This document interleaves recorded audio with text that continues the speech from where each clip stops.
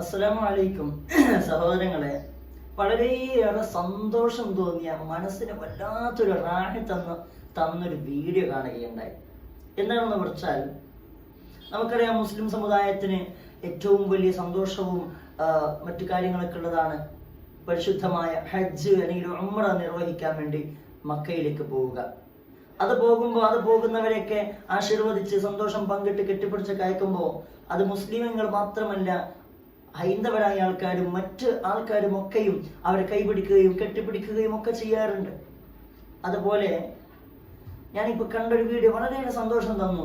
ശബരിമലക്ക് പോകുന്ന മാലയിട്ടിരിക്കുന്ന ഒരാൾ ഒരു പള്ളിയുടെ അരികിലേക്ക് വന്ന് അവിടുത്തെ ഭണ്ഡാരത്തിൽ പൈസ ഇടുന്നു, അവിടുന്ന് ആശീർവാദം വാങ്ങുന്നു.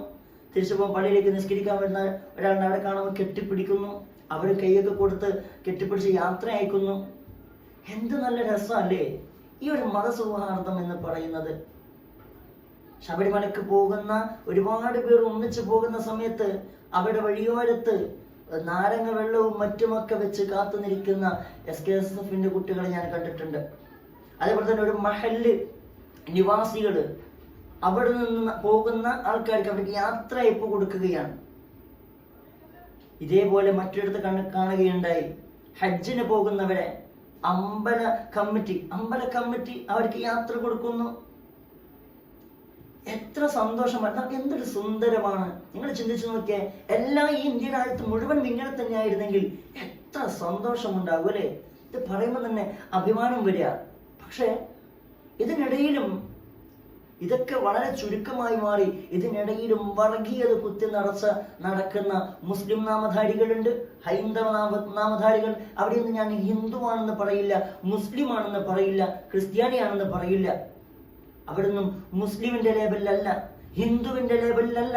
ഹൈന്ദവ ഭീകരത കാണിക്കുന്നവർ, മുസ്ലിം ഭീകരത കാണിക്കുന്നവർ, മുസ്ലിം അല്ലാത്തവരൊന്നും ജീവിക്കേണ്ടവരല്ല, നമ്മിൽ അങ്ങനെയൊന്നും കഴിഞ്ഞുകൂടണ്ട എന്ന് പറയുന്നവർ ഒരു മുസൽമാനല്ല. അങ്ങനെ ഒരിക്കലും ദീൻ പഠിപ്പിച്ചിട്ടില്ല.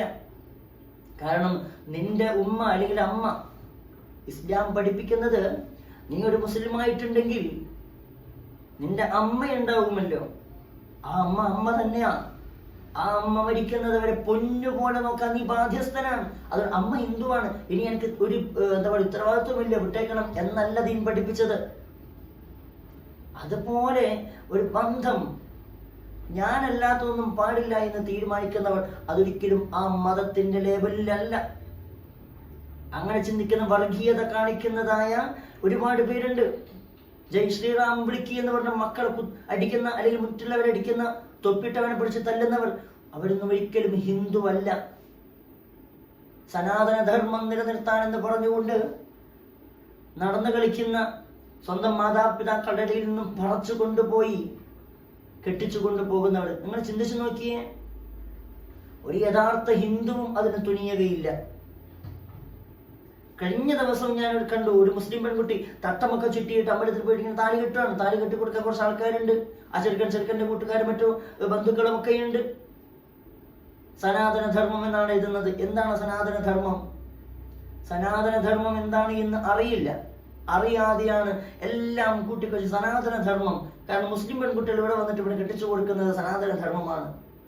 അതേ വാവുകൊണ്ട് എന്ത് പറയും?